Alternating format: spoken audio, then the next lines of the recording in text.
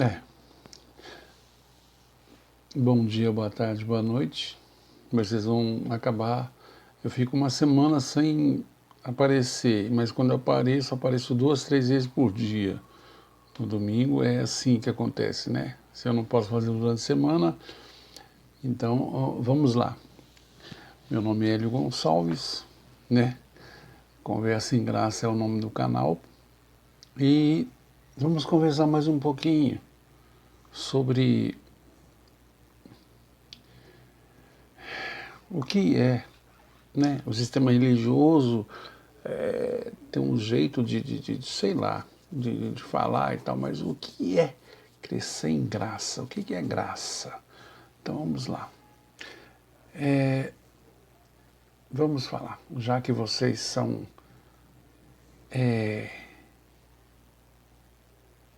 na graça, na paz, crescendo, reinando em vida, são escolhidos, amados por Deus, abençoadíssimos. Não estão esperando que venham ser salvos, já têm certeza que são salvos. O sistema religioso pode falar diferente, mas é o que está na Bíblia. Vamos ler? Vamos lá então. 1 Coríntios capítulo 1, verso de 22 a 24.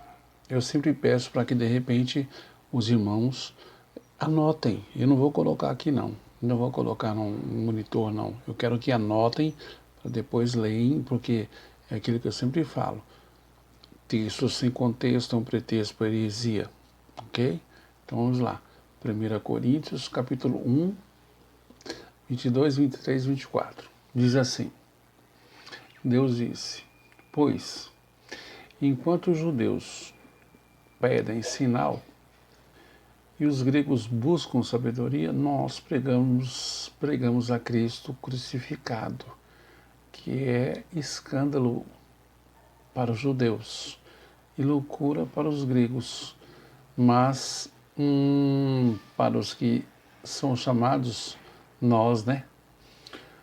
Sejam eles judeus ou gregos, em Cristo, poder de Deus e sabedoria de Deus. Repetindo, 1 Coríntios capítulo 1, versos 22 a 24. O que ocorre é mais ou menos assim. Isso é no meu entendimento, né, segundo a palavra. Então nós vamos lá. Como é bom saber que seguimos crescendo em graça e em conhecimento de Deus. Não é verdade? É claro que sim. Veja, a Bíblia fala a respeito de muitos crescimentos, mas sabemos que somente um traz benefício para o povo de Deus. Isto porque tal benefício é como ele mesmo foi oferecido. Esse é o único benefício que nós temos, é que ele morreu por mim e por você, tá certo? É claro que não é nada surpreendente crescer fisicamente, isso faz parte do ciclo da vida. Não é nada surpreendente também crescer no conhecimento humano, mesmo que haja limitações. Aqui eu quero abrir um parênteses, eu, humanamente falando, eu entendo assim, né? Suponhamos que você é uma pessoa inteligente, se acha totalmente inteligente, né? Aí você sabe que um tomate é fruto. Aí um outro fala para você, não, mas eu já acho que inteligência já não é bem, o negócio é sabedoria. Então, um inteligente sabe que o tomate é fruto, um fruto, mas o sábio, ele já faz com que ele ama salada de frutas, só que ele coloca todas as frutas, mas ele não coloca tomate. E o inteligente sabe que tomate é fruto, mas o sábio já não coloca tomate. Beleza? Ok, vamos lá. Pensando em tudo isso, Vamos dar uma olhadinha no que escreveu o verdadeiro e único apóstolo da graça de Deus, Paulo, né? Aos irmãos lá de Coríntios, ok? Vamos lá. Ele disse assim, pois o que nós lemos agora, né? Vamos repetir. Pois enquanto os judeus pedem sinal, os gregos buscam sabedoria. Nós pregamos a Cristo crucificado, que é escândalo para os judeus, nós somos gentios, e loucura para os gregos, mas para os que são chamados, sejam eles judeus ou gregos, Cristo, poder de Deus, é sabedoria de Deus. E sabedoria de Deus, né?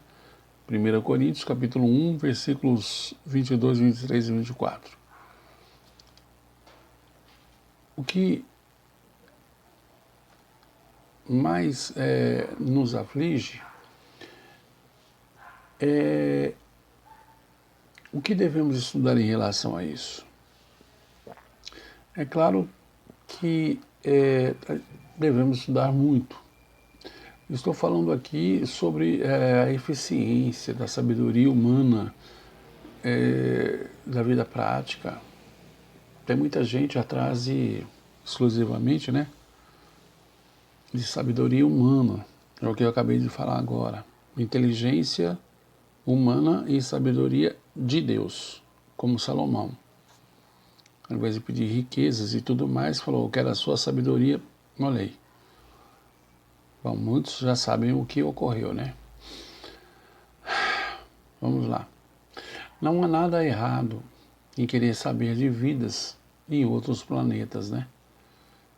Saber sobre outras dimensões, povos e civilizações, dessas civilizações do passado. Não há nada de errado nisso. Esses conhecimentos nos fazem viajar no campo das possibilidades e aguçam a nossa imaginação. E isso é muito, mas muito legal mesmo. É claro que é muito bonita e empolgante a sabedoria humana, né? Mas prefiro os resultados da sabedoria de Deus em minha vida. E você? Quando eu sempre procuro fazer um esbocinho aqui, para mim não falar besteira e colocar, né, para ninguém, como sempre, falar herege, desigrejado e tal, não sabe o que está falando, então tá tudo aqui, eu deixo tudo registrado direitinho aqui. E com versículos, é lógico, né, sempre com passagens. Vamos agora para o livro, sabe aquele médico, Lucas? Então, lá em Atos dos Apóstolos, Paulo, no registro de Lucas, nesse livro aí, ele diz assim, agora, pois, encomendo-vos a Deus a palavra da sua graça, que tem poder para vos edificar e dar heranças entre todos os santificados. Isso está em Atos, capítulo 20, verso 32. Atos 20, verso 32. Veja se você é um cristão em graça. Muitos falam que é em graça, mas está fora, porque fala que é em graça, mas tem abluções, tem dízimo, oferta e tal. Isso já não é graça, isso já não... Nada contra. Tem muitos pregadores aí que falam, eu não tenho nada contra, mas fala de pregadores da graça e de repente pede dízimo, oferta, subiu ao monte e tal, aí não é graça. Graça é totalmente diferente. Graça não é isso, não. Vamos lá. Esses que procuram esconder que é a palavra da graça do Senhor, esses escondem, né? Que da herança produz resultados práticos, né? Práticos. Compreendemos perfeitamente que traduzem a Bíblia hoje em dia nada ou pouco, né? Sabem sobre a graça. Eles falam que sabem, mas não sabem psiroca nenhuma. Por isso, eu, particularmente, prefiro as traduções dos padres católicos, né? É isso mesmo. Ah, mas catolicismo e tal. Não. Nesse caso, são mais fiéis ao texto. A gente pode ver assim, ó, por exemplo, em Atos, no capítulo 20, uma palavra tem a capacidade de edificar e dar herança. O que acontece sobre isso aí? O que a gente pode dizer? Sabemos que na Bíblia tem palavra e palavras, né? Por exemplo, a palavra da sabedoria deste mundo, Salomão é referência, né? Sabemos, quem conhece a palavra, quem já leu, né? Quem não fica só na tradução do pastor que lê e interpreta, quem lê a Bíblia, sabe disso aí. Essa palavra é a que capacita e dá herança. Então, qual é a palavra que dá herança? É a palavra da graça de Deus. Por isso dizemos crescer em graça. Você tanto pode crescer na religião, como pode crescer em graça do Senhor. Na religião você frutifica para si mesmo ou para a religião. Isso cabe a você. Aqui, ative a mente de Cristo. Com a mente ativada fica muito mais fácil resolver isso. Em graça você frutifica para Deus. Eu prefiro seguir o crescimento em graça, lógico, né? Na graça de Deus, produzindo resultados que honrem e glorifiquem ao Senhor. Vamos fazer o seguinte. Vamos fazer assim, só para não ficar exatamente em minhas palavras, que nós falamos aqui agora, vamos fazer assim. Nós vamos ler o que eu acabei de falar. Vamos lá. Aí, meu filho, abre logo de uma vez aqui. Tá, vamos lá. Beleza, não tá aqui, foi improvisado e tal, né? Por isso que tá demorando, mas vamos aqui.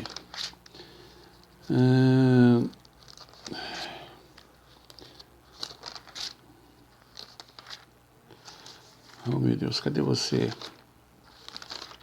Aqui, Romanos 7, 4. Na minha tradução. Essa, né? Essa tradução aqui, ó. Tá bom? Então vamos lá. Romanos, capítulo 7, versículo 4. Bom, eu prefiro ler aqui essa tradução, mas você tem a sua, maravilha. Maravilha mesmo, não se preocupe não. Tradução é tradução, tem várias traduções. Crescendo em graça, né? Na graça de Deus produzimos resultados que honrem e glorificam o Senhor. Então nós vamos lá. Romanos capítulo 7, versículo 4. Assim, meus irmãos, também vós estaiais... Perdão, deixa eu ler, contar aí que você vai entender. Assim, meus irmãos, também vós estáis mortos para a lei, pelo corpo de Cristo, para que sejais doutro, daquele que ressuscitou dentre os mortos, a fim de que demos fruto para Deus. Quando se fala em outro, né, com certeza está falando outro Cristo. Então quer dizer que são dois Cristo? Não, não são dois Cristo. Um só. Jesus de Nazaré e Cristo ressurreto. Para que você entenda melhor, para que a gente possa ser mais claro. Veja bem, você, antes, porém, você estava totalmente, como dizem, totalmente no mundo. E aí hoje você resolveu mudar um pouco, agora você está na igreja, você deixou de prostituir, roubar, matar, beber, fumar, droga, usar e tal. Então, você ainda continua sendo a mesma pessoa, quer dizer, a mesma, né? Mas mudou de maneira de... É a mesma coisa que Cristo. Jesus de Nazaré cumpriu a lei, tá certo? Cumpriu a lei. Aí ele vai lá, sofreu, foi para a cruz e tal, né? Morreu na cruz, isso no primeiro século. Aí agora já não, ele morreu por mim e por você, tá certo? Agora já não. Continua sendo o mesmo Cristo, a mesma pessoa, mas só que agora é o verdadeiro, como a gente fala, né? Sistema religioso, então agora é o Evangelho da Graça, esse é o real, totalmente superior àquele que nós estamos em 2021 e, na realidade, primeiro século, lei de Moisés, judaísmo, tal, a gente não vive mais debaixo da lei, nós vivemos na graça. Então, às vezes a gente comete um agafe, né? A gente que está na graça, tantos anos, por exemplo, eu, 28 anos, aí fala, só o sangue de Jesus tem poder. O sangue de Jesus não tem mais poder. Teve para eles lá. Hoje o que tem poder na sua vida é a graça, porque Jesus habita em você. Antigamente Jesus veio em carne para aqueles lá. Eu sempre falo em relação a Mateus capítulo 14, versículo 25, onde diz lá que Jesus de Nazaré veio somente para os judeus. Então, Hélio, é o seguinte, então quer dizer que ele não veio para mim, você herege demais e tal. Não, ele não veio para você e nunca vai vir para você. Nunca vai. Sabe por quê? Porque ele está em você. É só você ler a Bíblia. E eu falo direto. Toda palavra que eu vou dar aqui, eu repito. 1 Coríntios, capítulo 3, versículos 16 e 17. Vamos lá. 1 Coríntios 3, versículos 16 e 17. 1 Coríntios, capítulo 6, versículo 19 e 20. Atos 17, 24. Ele não habita em templo feito por mãos de homens.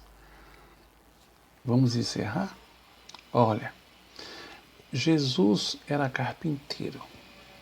Tinha 12 para ajudar, tá certo? Nunca construiu uma igreja, nunca. Ele pregava nas casas, debaixo de árvore e tudo mais. Não, mas eu preciso ir agora, eu tenho que ir na igreja, eu tenho que ir lá, porque não sei. Ei, ele não está, desculpa, viu, mas ele não está mais lá não, você está indo buscar ele no lugar errado, porque ele não está mais lá não, ele foi expulso. Você tem preguiça de ler? Leia o livro de Mateus, aí você vai ver direitinho, ele foi expulso de lá. É muito complicado a gente falar a respeito, porque tem gente que depois... Bom, eu não desligo meu celular, ele está aí. Rede social, meu direct também está aí. Fica à vontade, quer refutar? Fica à vontade, tranquilo e calmo. Porque, como toda pregação, eu também digo, vamos fazer aqui aquele desafio de Elias, né? Com os profetas de Baal. Então, vai orando aí. Ora mais alto, que ele deve estar dormindo. Esse Deus aí não ouve, não, hein? Aí vai, vira e mexe, abre um rego lá, coloca água e vamos que vamos e tudo mais. Diz os estudiosos aí, né? Que ele apenas orou 3 minutos. Aí orou, falou com Deus lá e tal. Aí vem aquela língua de fogo, lambeu a água, meteu fogo, assou o bagulho lá e tá tudo certinho. Esse é o Deus que você serve na graça e que eu sirvo. Não fica preocupada, ou preocupado. Esse mês eu não dei o dízimo. Medo, né? Medo porque de repente é o seguinte, se não fizer isso aí, o devorador vai na sua despensa lá e tal, dá uma coisinha errada, você fala, é porque não deu o dízimo. Não precisa pagar, ele já pagou tudo. Tá certo? Tudo por você. Fica na paz. Só diz para as pessoas que Jesus Cristo ressurreto, esse é o Senhor que morreu por você e por mim. Tá bom? Carpe diem. Ele foi, é e será eternamente contigo e todos os seus. Até mais. Eu fico com muita saudade de voltar a falar com vocês. Amém? Que Deus continue abençoando-os. Até a próxima.